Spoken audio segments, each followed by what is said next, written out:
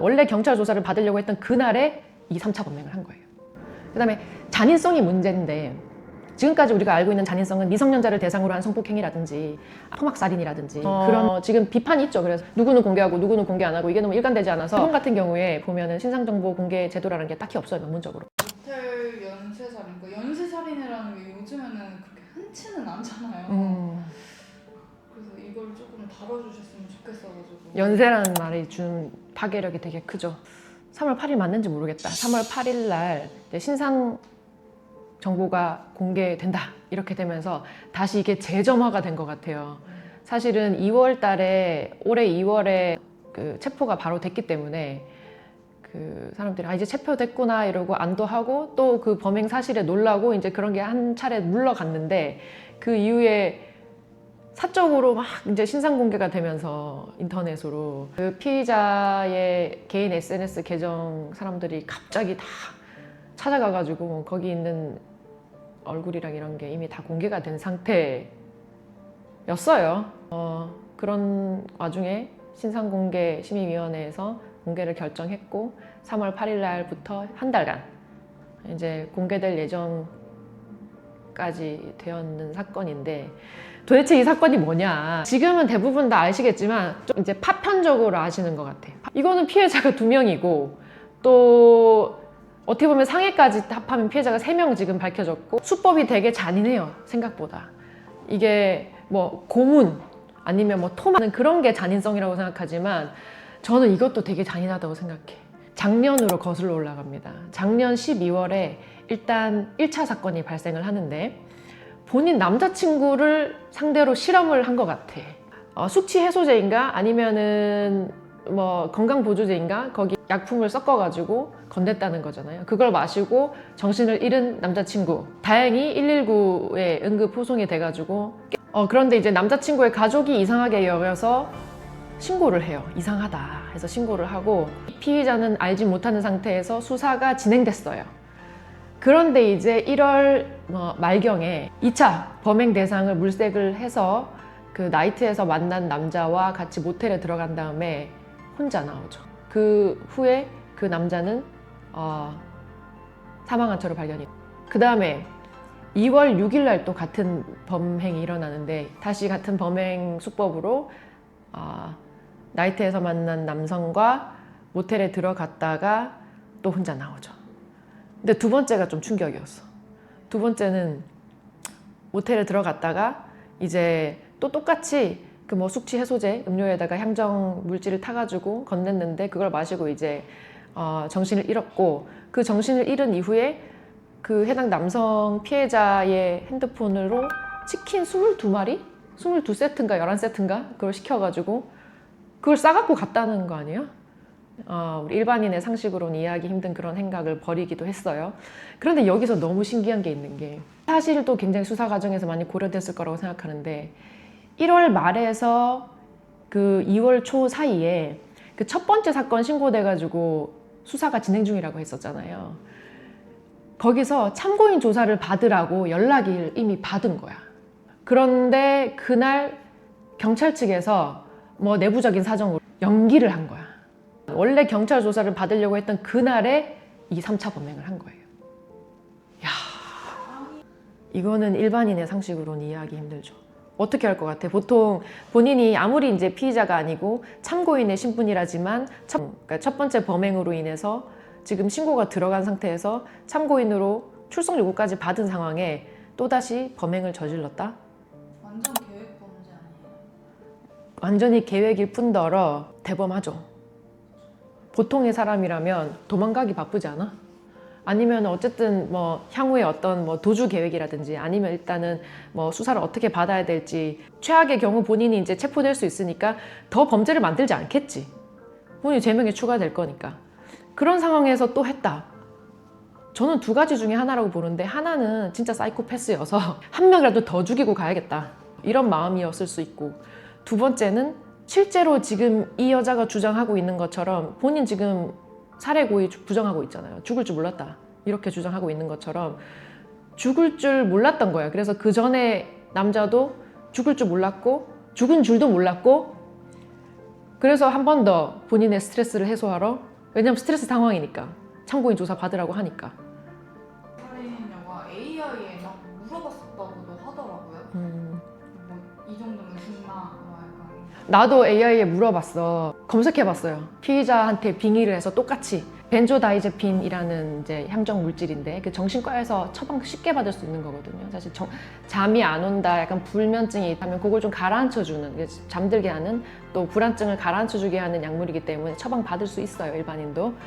그거랑 이제 알코올이랑 혼입해서 먹으면 어떻게 되나요? 이렇게 검색을 해봤어요. 이렇게 얘기하면 좀 위험한 얘기일 수도 있는데, 죽는다는 얘기는 안 나오고 위험하다, 그 다음에 호흡곤란 올 수 있다, 사망에 이를 수 있습니다 라고 정확하게 모든 곳에서 그렇게 엄중하게 경고하고 있지는 않은 것 같아요. 그리고 심지어 이걸 검색하는 사람이 상당히 많더라고요. 일반 사람들도 할 수 있을 것 같아요. 나도 나 같은 경우에 이제 편두통이 있을 때 술 마시고 다음날 머리 아픈데 약 먹기 좀 꺼림칙하잖아요.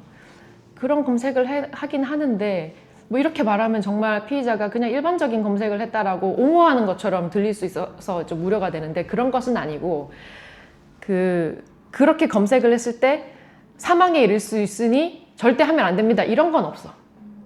그냥 위험성은 계속 경고하고 있긴 해. 피의자한테 향후 이제 공판에서 유리한 정상이 될까봐 좀 우려가 되고, 그러니까 많은 사람들이 검색하고 있는 상황이다. 그럼 나도 지금 정신과 약을 먹고 있으니까 검색했을 뿐이다, 이렇게 나올 가능성이 많거든.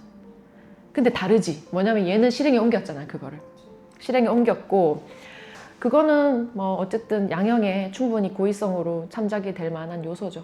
근데 이게 신상 공개를 했잖아요. 인스타 사진이 먼저 올라와서 가서 이쁘니까 괜찮다 뭐 이런 이상한 댓글들도 달리고, 그래서 좀 이렇게 커뮤니티에서 좀 말이 많았어요. 근데 신상 공개의 기준은 뭐예요? 신상 공개를 어떤 기준으로 하느냐, 한 뭐 50여 명 내외로 지금 공개된 상태일 거예요. 그래서 이 기준이 뭐냐? 네, 사실 근데 검찰에서는 공개를 하려고 했는데 이제 처음에 경찰이 신상 공개하면 안 된다고 반대를 했었대요. 그런 확실해 둘 거는 기준은 있는데 굉장히 재량권이 넓다. 우리가 신상 공개를 하려면 4가지 기준을 모두 충족해야 돼요. 하나는 일단은 강력범죄여야 되고, 그건 맞겠지. 두 번째는 잔인성이 있어야 되고, 확실한 물증이 있어야 되고, 네 번째로는 공익성이 있어야 돼요. 이 4가지를 모두 갖춘 경우에는 신상 공개를 할 수 있다. 해야 된다가 아니라 할 수 있다라고 되어 있어요. 그래서 지금 이제 살인 같은 경우에는 당연히 강력범죄니까 1요건 충족. 그 다음에 잔인성이 문제인데, 지금까지 우리가 알고 있는 잔인성은 미성년자를 대상으로 한 성폭행이라든지 토막살인이라든지 그런 종류를 잔인성이라고 우리가 평가해 왔어요. 그러다 보니까 이 잔인성 항목이랑 그 다음에 세 번째 충분한 증거, 이 부분에서 경찰에서 떨어진 것 같아, 내가 봤을 때는. 경찰에서도 공개 대상이 아니다고 한 것은 아마 지금까지의 잔인성 기준하고는 좀 안 맞지 않나, 뭐 이런 기준이었을 수도 있고, 그 다음에 지금 그렇게 공개를 해서 우리가 알 권리, 국민의 알 권리를 충족시켜주고, 그 다음에 재범을 방지할 만한 그런 이득보다는 약간의 이견이 있어서 안 된 것 같고, 그게 검찰로 넘어간 이후에 검찰에서 또 한 번 이제 심의를 했죠. 그 신상정보공개위원회는 경찰에도 있고 검찰에도 있거든요. 경찰에서 했다가 안 되면 검찰에 가서 또 할 수 있어. 그래서 또 했는데 이번엔 통과된 거죠. 4가지 충족 요건이 다 된 후에 그 다음에 얘기예요. 신상 정보 공개할지 말지를 정하고, 그 정한 다음에는 또 이 피의자한테 통지를 해줘야 돼. 통지를 해주고, 그 다음에 뭐 의견 없는지 물어봐주고, 특별히 의견이 없으면 5일 정도의 유예 기간을 두고 바로 실시해버리거든요. 네, 이의 없습니다 라고 피의자가 얘기하면은 5일 정도 유예 기간 없이 바로 또 공지할 수 있거든요. 지금 비판이 있죠. 그래서 누구는 공개하고 누구는 공개 안 하고, 이게 너무 일관되지 않아서, 또 뭐 내가 어떤 유튜브의 교수님 보니까 뭐 그냥 살인이면 다 공개해라. 저도 그거에 공감해요. 살인이라고 하면 우리 인간이 저지를 수 있는 가장 이제 무도한 행위니까 공감하는데, 살인죄에 해당하면 공개하는 것이 뭐 맞다고 보여져요. 그런데 어느 시점에 공개할 거냐가 문제인 거지. 지금 미국에서 어떤 일이 있었냐면은 폭탄 테러 사건 이제 용의자라고 해가지고 공개를 했던 적이 있어요. 얼굴이랑 신상 다 이렇게 공개를 했는데 아닌 거야. 이제 손해배상 청구해가지고 30억 정도 손해배상 판결이 났어요. 그 배상 제도가 있어요. 자기가 신상 공개를 당했는데 그게 나중에 무죄가 되거나 아니면 불기소가 되거나 뭐 본인이 이제 혐의에서 벗어난 경우에는 이제 배상 받을 수 있다 이렇게 그 법에 정해져 있는데 그 배상액이 1,000만 원 이내 규정이 되어 있고 공무원들 입장에서 신중을 가할 필요가 있기 때문에 경찰 같은 경우에는 통상적으로는 구속이 이제 되면 이제 거의 공개를 하는 것 같고 그전에는 좀 심사숙고를 하는 것 같아요. 경찰 같은 경우에는 그것보다는 좀 더 이제 자유로운 이제 신증을 할 수 있는 것 같아요. 근데 이제 처음에 공개 안 한다고 했을 때 이제 피해자 SNS를 사람들이 또 찾아가지고 이 개인 정보들이 또 막 다 나왔어요. 어디 제재에 대해서는 어떻게 생각하세요? 두 가지를 얘기하고 싶은데 한 가지는 일단 우리나라가 신상정보 공개되더라도 법에서 정하고 있는 공개 범위는 얼굴, 그다음에 성명, 그다음 나이 이 세 개예요. 이거 이외에는 공개를 못하도록 되어 있어요. 근데 우리가 사적으로 이렇게 공개를 하게 되면은 말씀하셨다시피 본인이 이제 잘못하면은 범죄에 휘말릴 수 있는 거고 두 번째는 이런 게 또 있어요. 이거 지금 내가 부추기는 건 절대 아닌데 일본 같은 경우에 보면은 신상정보 공개 제도라는 게 딱히 없어요. 일본 같은 경우에 실정은 신상정보 공개 제도라는 없다는 게 못한다는 게 아니고 그냥 재량껏 한다. 저는 반대인 게 뭐냐면 아까도 말했다시피 사적 제재를 해서 결국 우리가 얻을 수 있는 목적인 재범 방지라든지 아니면 이 사람의 교정 교화에 어떻게 도움을 준다든지 양형에 참작이 된다든지 이런 거는 거의 찾아볼 수 없고 그냥 국민의 알 권리만 충족하겠다라는 목적인 것 같아서 반대고요. 그 다음에 또 부작용도 있는 게 알 권리를 충족시켜 주는 것까지는 좋은데 그러면 사람들이 아 정말 범죄를 안 저질러야겠구나 뭐 이래야 되는데 한쪽에서는 이쁘다 막 뭐 예쁘니까 봐주자 이런 말도 안 되는 논의까지 막 벌어지는데 이건 굉장히 위험한 거거든요. 자제하는 게 맞는 것 같아요. 사이코패스 검사 왜 했는지 궁금하지 않아요? 사이코패스 검사 왜 할까 싶잖아요. 뭔가 면죄부를 주려고 하나? 이런 의심도 하게 되는데 사이코패스 검사 PCLR이라고 하거든요. 사이코패스 검사는 굉장히 전문적으로 이루어지고 그렇게 본인이 대답하는 식으로 안 돼요. 면담식으로 되기 때문에 시중에 돌아다닌 걸로 자기가 사이코패스인지 아닌지 알 수는 없을 것 같고 한국에서 하는 사이코패스 검사는 딱 목적이 딱 두 개예요. 하나는 수사에 참고하기 위해서, 수사에 대응하기 위해서 가장 큰 특징 중에 하나가 거짓말을 손쉽게 잘한다는 거거든요. 이러면 수사기관에 대응하는 방식을 굉장히 잘 알고 있을 가능성이 높고 거짓말을 할 가능성이 높다고 판단을 하기 때문에 거기서부터는 수사 진행할 때 피의자가 하는 진술이나 이런 거에 신빙성을 굉장히 낮게 보지. 그래서 그런 수사 대응을 하기 위함이 첫 번째고 두 번째는 이제 얘를 어떻게 교정교화할 때 참고하는 거예요. 근데 사이코패스들은 통상 이제 교정교화가 어렵다.